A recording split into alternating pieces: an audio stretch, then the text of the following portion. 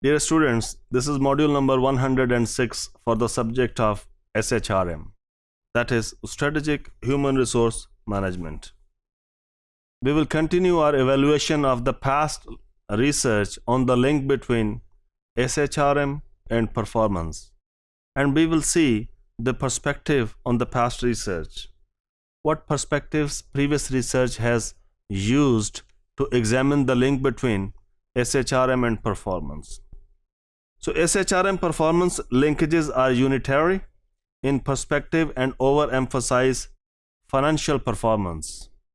If you look at the past research in this field, mostly the focus is on the financial performance of the organization, whether implementing a particular set of human resource management practices or a particular set of strategic human resource management practices, whether they enhance organizational performance or not. So it's a unitary perspective or unitary perspective that this is the most important thing. Obviously, this is the most important thing. Organizations exist for profitability, and that is the central or most important goal of organizations. However, the research in this field or critical scholars have maintained that there may be some other aspects that need to be examined, or that might be a symbol of, or that might give you a cue that organization or HR practices are going in a right direction. So this unitary perspective has been criticized that something else or the other aspects or other perspectives of organization should also be examined. For example, the sustainability of the organization. For example, the viability of an organization. For example, the quality of products of an organization. For example, the satisfaction of employees of an organization. For example, the social and psychological well-being of employees at the organization. So there are some other perspectives rather than simply measuring the impact of high involvement, high performance, or high commitment work practices on the financial performance of the organization. Similarly, SHRM has been associated with efforts towards work intensification and decreasing job security. What does it mean? Yes, although the empirical evidence is little as compared to or relative to the large body of research that suggests that HR practices benefit both employees and the organization, but there has been an evidence or there has been some studies that have found that the strategic human resource management practices may result in work intensification, may result in fatigue, may result in stress.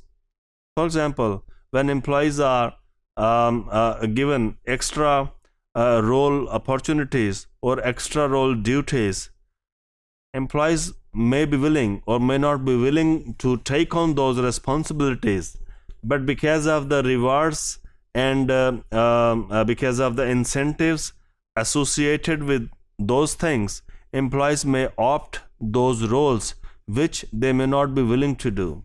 That may intensify their work. When we talk about work intensification, I have talked in the past, it means that employees do not have a sufficient time during a shift or during the work to do anything for themselves. As an example, generally it is quoted that employees say that even they don't have a time to listen a personal phone call, even they don't have a personal time to finish their lunch at a given specified time. So that is a work intensification when you have to finish something in a given period of time.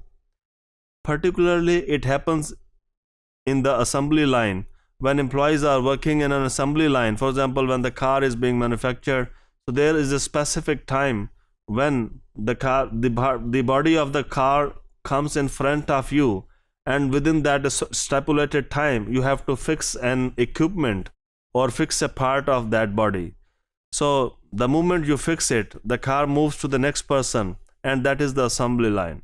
Similarly, in food and packaging areas, a box comes to you and you have to fill it within a specific and given time. When a person is working in a bank and he is a teller, there is a long queue in front of that person. That causes psychological stress because he has to finish that work, or he has to deal with all the people. Rather than employing more people, or rather than doing something else to solve this problem, that employee was considered, or that employee was seen as somebody who can manage this. If you cannot manage it, you cannot grow in this organization. So this is what generally claimed is. So when we say that this is SHRM and it has been associated with work intensification, there are some studies and they said that this neglected part of research is not that much large, or people have not paid that much attention to this part because of the rhetoric versus the reality gap.